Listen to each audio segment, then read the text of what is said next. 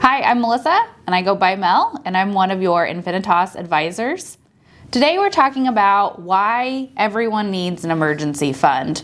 So today our video is going to cover what is an emergency fund, why do we need an emergency fund, and some tips to help you either get started or manage your emergency fund. Okay, so first let's talk about what is an emergency fund. So an emergency fund is a bucket of money or a resource where you can access money that you've set off to the side for emergencies. Some people call them your oh my gosh moments. And so when you have the tires go out unexpectedly, when you have your pet that you love so much unexpectedly get sick, or fill in the blank, when something happens, you have two choices. You can pull money from your own savings account that you've set off to the side, which we're calling an emergency fund, or you can put it on a credit card. And we want to talk to you about establishing an emergency fund versus doing the credit card, because when you go and you put your emergency expenses or these unexpected oh my gosh moments on credit cards, you're really paying somebody else to borrow that money, which then puts you in debt, causes stress, and it can oftentimes lead into a cycle. So an emergency fund, again, is money that you have set off to the side for emergency expenses or when things arise. How much money should be in an emergency fund? Well, Dave Ramsey used to say that you needed $1,000 just to get started. It's actually one of his baby steps. But we now have him saying that he is wrong. And if you're not a Dave Ramsey person, that might not seem crazy to you, but if you know Dave Ramsey, he does not say he's wrong very often. So Dave agrees that $1,000 is no longer the minimum amount. So what do we need an emergency fund? Well, I think it's important to follow Dave's original train of thought of we need to get started somewhere, somehow. So I would like to start off with setting some goals. So if the first goal is just to get $500, $1,000 set off to the side that prevents you from reaching for that credit card, that's a great first step. And so we should add that to our goal list. Maybe that's your first goal. The second goal would be to get to 1 month of expenses. So how much does it cost to run your household each month? And that would be your second goal, having 1 month of emergency fund expenses. So if you are between your rent or your mortgage, maybe your car payment and your basic bills that you pay, what is that number? And maybe that's your second goal. Okay? Your third goal, or you're ultimately wanting to get to 3 to 6 months of living expenses. So if it costs you every month, you're living on, let's say, $4,000 a month, okay? 3 months worth of expenses, you're gonna want $12,000 set off to the side. Some of you think, whoa, you want me to have 12 grand set off to the side? That seems like a lot. To some of you, that's not a lot of money at all. The importance is that whatever you're needing, you set off to the side and that you start somewhere. So again, if you need to start off with $500 to $1,000, make that your first goal. Ultimately, how much do we need to have into an emergency fund? We want to have 3 to 6 months of living expenses. So one of the things that I like to do is, how are we going to come up with whether that first goal is the $500 to $1,000, ultimately leading up to that 3 to 6 months?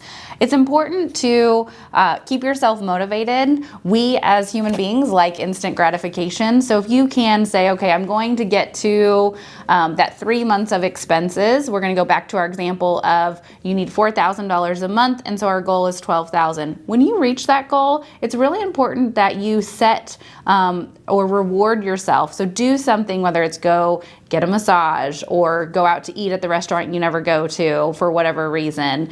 Set a small reward for yourself to keep yourself motivated. So when you accomplish the goal of setting the emergency fund, you have something to look forward to, and you're celebrating the accomplishment or the goal that you set to achieve when you achieve it. I think that's really important, has been super helpful for my clients when we're setting goals and we feel really good about accomplishing them.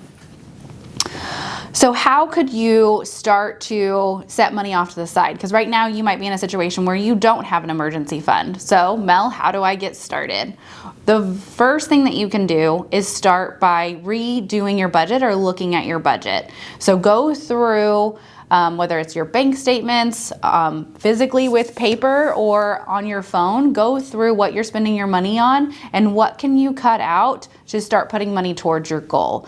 If you just do a quick budget audit or a spending audit, it's easy to find some money. You're like, oh, I didn't realize I still have that subscription, or I didn't realize grabbing that cup of coffee each morning is adding up. Maybe I'll cut down to 1 day a week so I can put the rest of the money towards my emergency fund. Small things like that will add up over time and will help you get to your goal. So really, how do you get started in creating that emergency fund? It would be by evaluating the money that you have coming in and what is going out. I also like to think of this no different than if you are focused on your health and you're trying to maybe lose some weight for summer.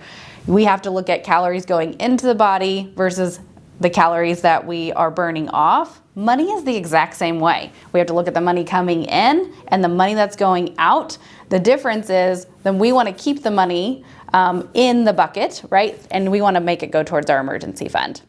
So another tip that I'll give to you on starting an emergency fund or really managing emergency fund is it's really important to make sure that you put this money off to the side, separating it from your day-to-day spending. So we really want to organize it to where it's either out of sight, out of mind works for a lot of people. So this could be a bank account at a different bank. It simply could be a savings account that you're not looking at all the time.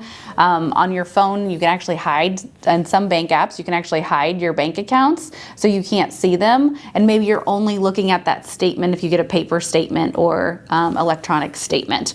But that would be another tip that I've seen have success with individuals who really just need to have this account out of sight, out of mind, not realizing I have 10 grand sitting there or 12 grand sitting there. It feels like, ooh, we can go on vacation. When no, we really want to make sure that we have this money set off to the side if the air conditioner goes out, if something happens to your car, you fill in the blank of what's happened in the past. Again, we want to make sure that we can reach for money into our savings account or in that separated account versus putting it on a credit card and paying somebody else to borrow that money.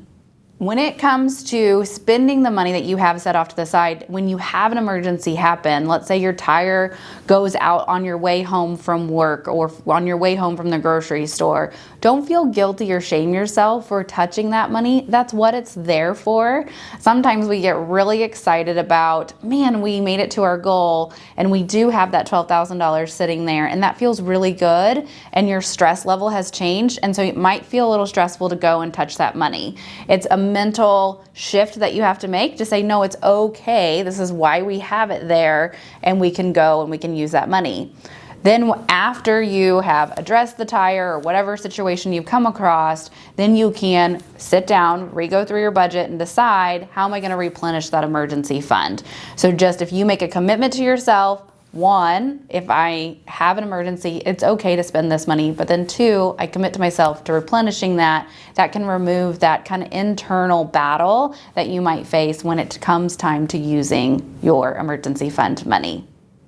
So in this video, we really covered why an emergency fund is super important. We gave you how much you really should have set off to the side for an emergency fund and some tips to help you get started and manage your emergency fund. I hope this video has been helpful, and we'll see you next time.